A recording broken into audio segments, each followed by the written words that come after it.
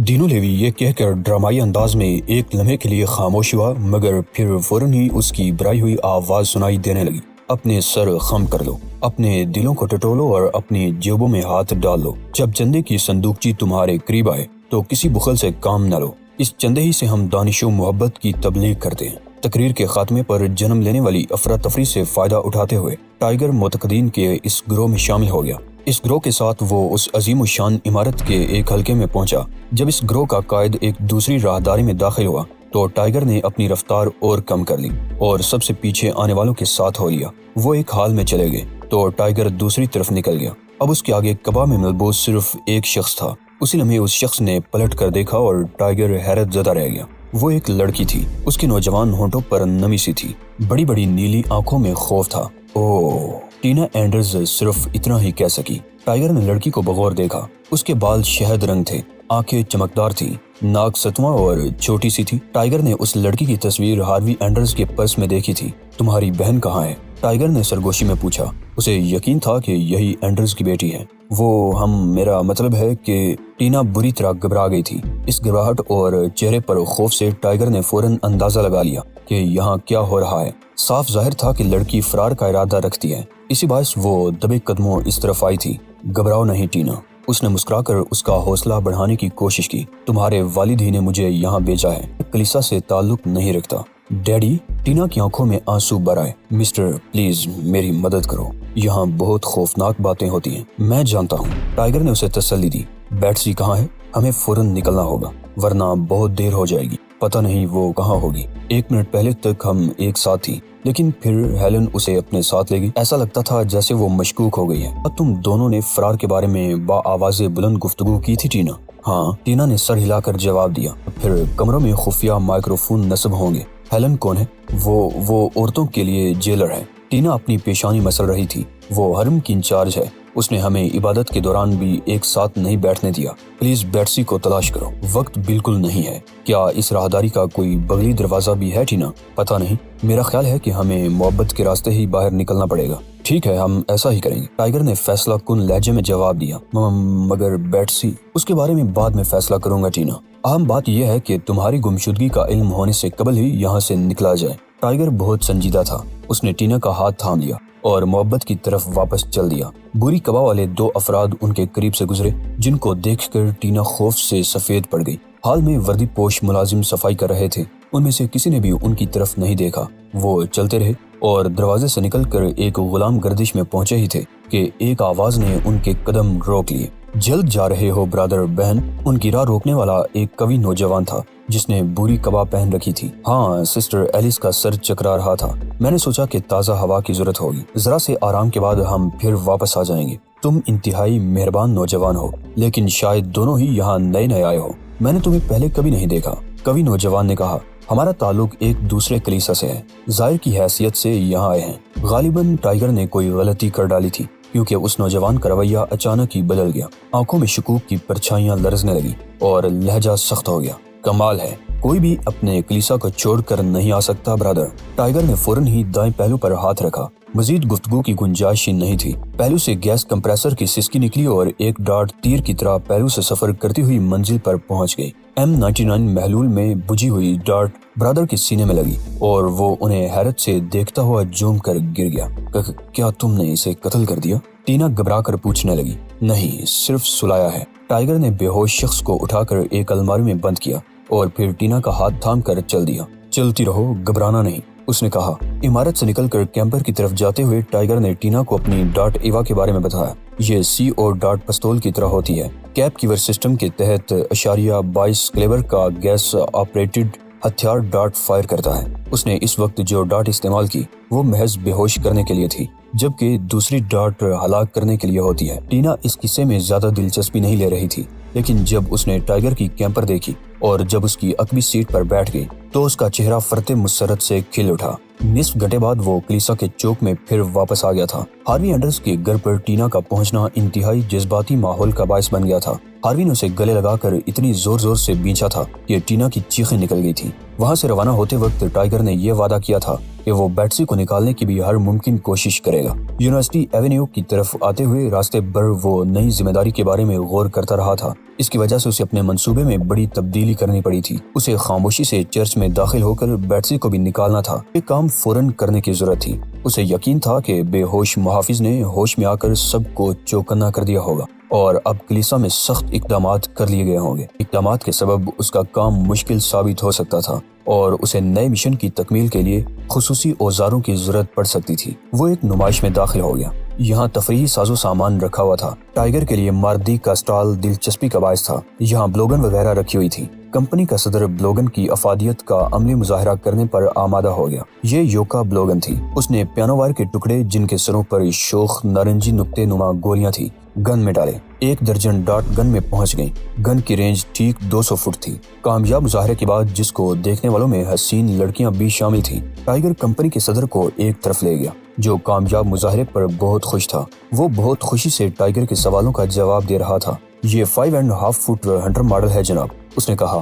ہم 6.5 fit Magnum model بھی بناتے ہیں اور اس سے چھوٹے بھی۔ سینٹر میں یہ جو 2 نابس لگی ہیں، کیا یہ ٹوٹ جاتی ہیں؟ ٹائیگر نے پوچھا۔ نہیں، لیکن اگر آپ اس کو الٹا کر کے چھڑی کے طور پر استعمال کریں تو ضرور ٹوٹ جائیں گی جناب، کمپنی کے صدر نے مسکرا کر جواب دیا۔ ڈاٹ 38 کلیبر کی ہے جبکہ 41 کلیبر کے ٹیوب میں سفر کرتی ہے۔ اس کی شدت 45 کلیبر کی گولی کی سی ہو جاتی ہے، اسی لیے ہر قسم کے کھیل میں استعمال کی جا سکتی ہے۔ کسی بڑے ہرن کو مارنے کے لیے بھی استعمال کر سکتے ہیں یا نہیں؟ اس کے لیے زہر آلود ڈاٹ استعمال کرنی ہوگی جناب، کمپنی کے صدر نے کہا۔ ٹائیگر نے گن خرید لی۔ اسے ہرن نہیں مارنا تھا مگر اس نے زہریلی ڈاٹ بھی خرید لی۔ کلیسا کے چوک میں پہنچ کر اسے درختوں کے جھنڈ میں بری قبا والا ایک شخص نظر آیا جس کے ہاتھ میں 30 کی کاربائن تھی۔ اس کا مطلب یہ تھا کہ ٹینا کی گمشدگی کا علم ہو چکا ہے اور اب تلاش ہو رہی ہے۔ کلیسا کے دروازوں پر پہرے داروں کی نفری بھی بڑھا دی گئی تھی۔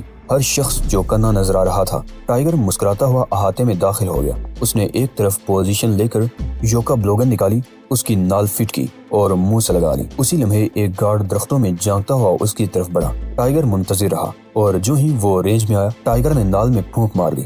ڈاٹ گولی کی طرح نکلی اور جو ہی گارڈ کے سینے میں لگی، اس کے منہ سے ایک کی آواز نکلی۔ ایک کی یہ آواز آہا ہی میں بدلی اور پھر آ کی آواز دھیمی ہوتی چلی گئی۔ زہر سریع الاثر تھا اور اپنا کام شروع کر چکا تھا۔ گارڈ دوسرے لمحے گر کر بے حرکت ہو گیا۔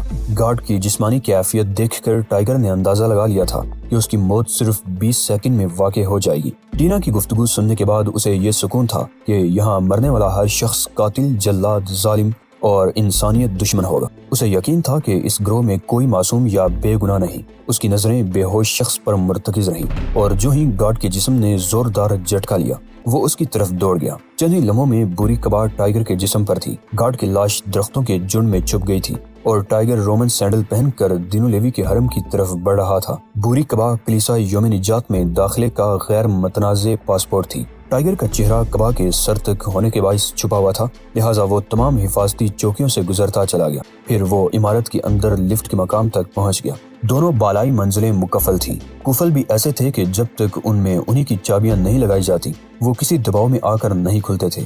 صرف ایک لفٹ کا بٹن کام کر رہا تھا۔ اس طرح ٹائیگر کے پاس راستے محدود تھے۔ وہ لفٹ میں سوار ہوا اور بٹن دبایا تو لفٹ اوپر جانے کی بجائے نیچے جانے لگی۔ اب ٹائیگر کے پاس اپنی پوزیشن کا جائزہ لینے کے لیے کچھ وقت تھا۔ اس نے اندازہ لگایا کہ بالائی منزلوں پر دفاتر ہوں گے اور شاید کلاس روم بھی ہوں۔ ٹینا نے یہی بتایا تھا کہ انہیں باقاعدہ کلاسوں میں جانا پڑتا تھا۔ ٹائیگر کو کسی طرح اس جگہ تک پہنچنا تھا۔ ٹینا کے مطابق نیچے عورتوں کی رہائش تھی، لڑکوں کے کمرے تھے، ڈائننگ ہال تھے اور کھیل کود کے لیے کمرے تھے۔ ٹائیگر کو بیٹسی تک پہنچنے سے قبل چابیوں کی ضرورت تھی تاکہ وہ مکفل لفٹوں کو کھول کر اوپر نیچے جا سکے۔ وہ چابیاں حاصل کرنے کی تیاری کر کے آیا تھا۔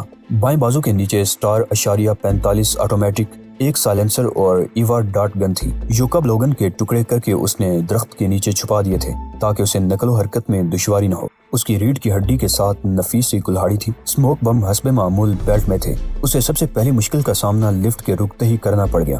دروازہ کھلا تو اسے سامنے ہی ایک ڈیسک نظر آئی جس کی میز پر ایک برادر مذہبی کارٹون دیکھ رہا تھا۔ اس نے کتاب سے نظریں ہٹا کر لفٹ کی طرف دیکھا، ہاتھ اٹھا کر سلام کیا اور کہا، امن ہو تمہارے لیے برادر، کس لیے آئے ہو؟ باس سے ملنا ہے برادر، ٹائیگر نے اسی کے لہجے میں جواب دیا۔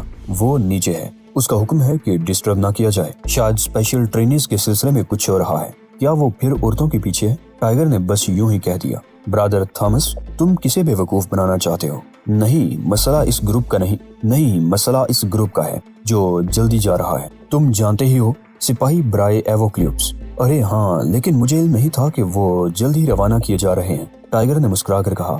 میں نے بھی حال ہی میں سنا تھا، یہ کہہ کر گارڈ نے اپنی گھڑی دیکھی اور پھر ٹائیگر کی طرف دیکھ کر بولا، ارے تمہارا نام کیا ہے؟ برادر لوئس۔ اوہ، تو تمہارا تعلق محبت کے محافظوں سے ہے؟ ٹائیگر نے اس بات میں سر کو جنبش دی۔ میرا نام جون ہے برادر، 1-2 منٹ بعد ہی میری ڈیوٹی بدلنے والی ہے۔ کیا خیال ہے ڈائننگ ہال میں چائے پی جائے؟ تم وہیں برادر تھامس کا انتظار کر سکتے ہو۔ چند ہی لمحے بعد قریب ہی سے سینڈلوں کی آواز سنائی دی۔ جون مسکرانے لگا۔ لو جی، دوسری ڈیوٹی والا آ گیا، آؤ چلیں۔ ڈائننگ ہال سے منسلک کیفیٹیریا نما راہداری میں ٹائیگر اور جون نے چائے سے بھرے ہوئے باری مگ لیے۔ چائے کا ذائقہ انتہائی اجنبی اور بے مزہ سا تھا، لہٰذا ٹائیگر ذائقہ محسوس کیے بغیر چھوٹے چھوٹے گھونٹ حلق سے اتارنے لگا، جبکہ جون نے بہت جلد پورا مگ پی ڈالا اور دوسرا مگ لینے کے لیے اٹھ گیا۔ وہ مگ لے کر دوبارہ واپس آیا تو اس کے چہرے پر عجیب سا سکون تھا، اور اس وقت تک خود ٹائیگر کو علم ہو گیا تھا کہ چائے میں نشہ ملایا گیا ہے۔ دوسرے گارڈ بھی ڈیوٹی سے فارغ ہو کر وہاں جمع ہونے لگے۔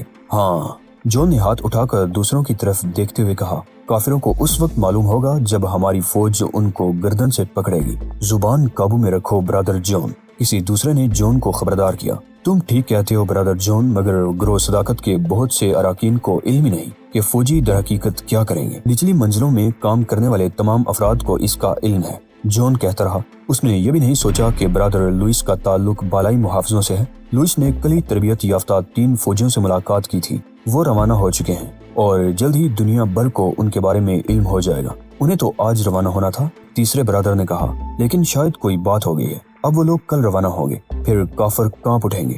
ہماری طاقت دیکھ کر ان کی حالت ابتر ہو جائے گی، اور جب مسیح اقتدار سنبھالے گا تو یہ ملک محفوظ ہاتھوں میں ہوگا۔ جہاں تک محفوظ ہاتھوں کا تعلق ہے، برادر ایلوس نے لقمہ دیا۔ اس کے ہاتھوں میں چابیوں کا گچھا تھا۔ مجھے ایک ناخوشگوار کام کے لیے چند محفوظ ہاتھوں کی ضرورت ہے، کوئی رضاکارانہ طور پر میرا ساتھ دے گا؟ اوہ یس، برادر جون کا جوش و خروش اچانک ہی ختم ہو گیا۔ کیا سسٹر لینی کا مسئلہ ہے؟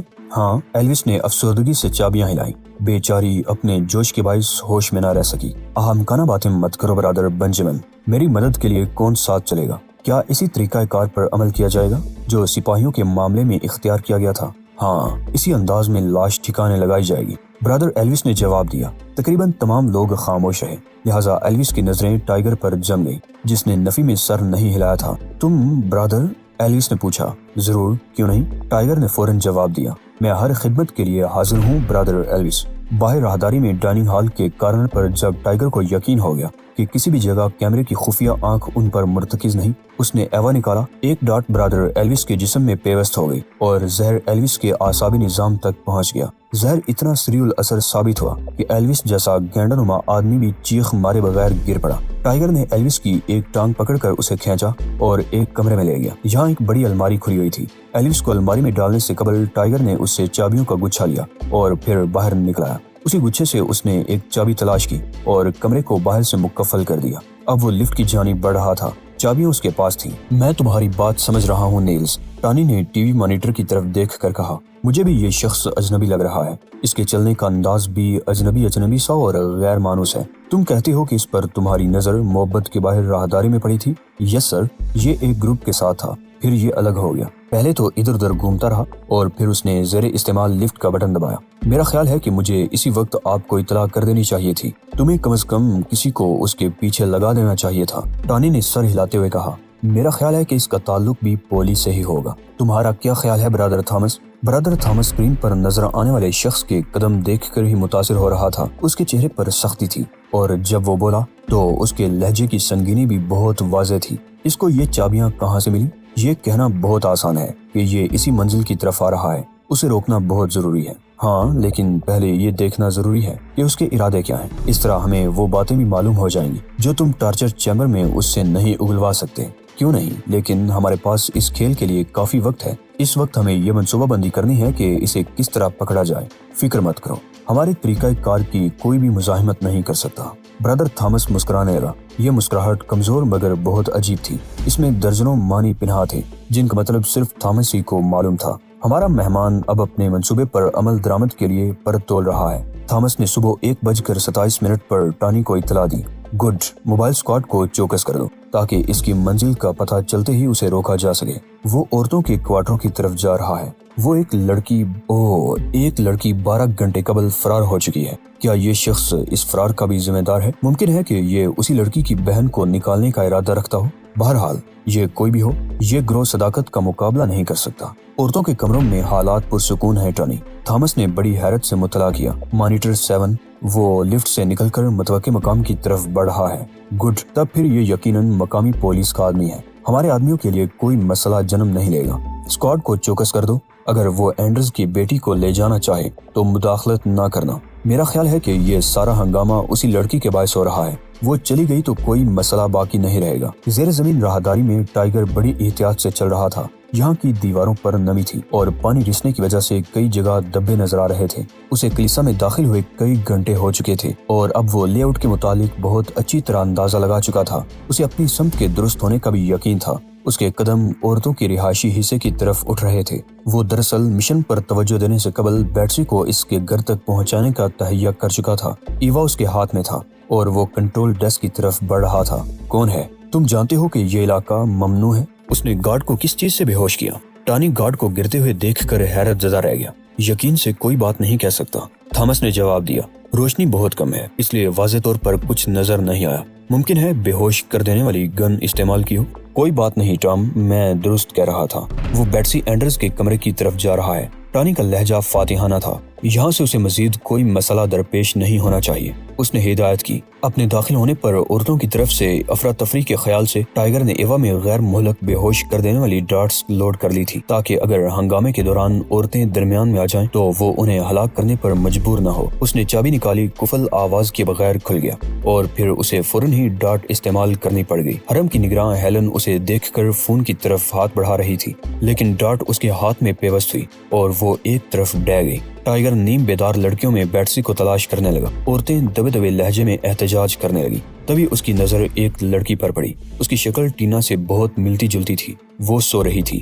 بیٹسی الزبیتھ، اس نے بیٹسی کو جھنجھوڑ ڈالا۔ اٹھو، میں تمہیں یہاں سے نکالنے کے لیے آیا ہوں۔ اوہ، بیٹسی اچانک ہی بیدار ہو گئی۔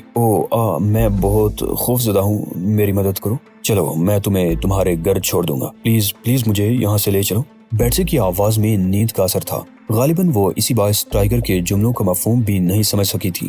وہ اسے لپٹ گئی، لہٰذا ٹائیگر نے اسے اٹھا لیا۔ وہ اسے لے کر زنان خانے سے نکلا۔ اس نے دروازہ پھر مقفل کیا اور بیٹسی کو کھڑا کر دیا۔ وہ اتنی بیدار ہو چکی تھی کہ اپنے قدموں پر خود چل سکتی تھی۔ میں اسکواڈ کو واپس بلا لیتا ہوں۔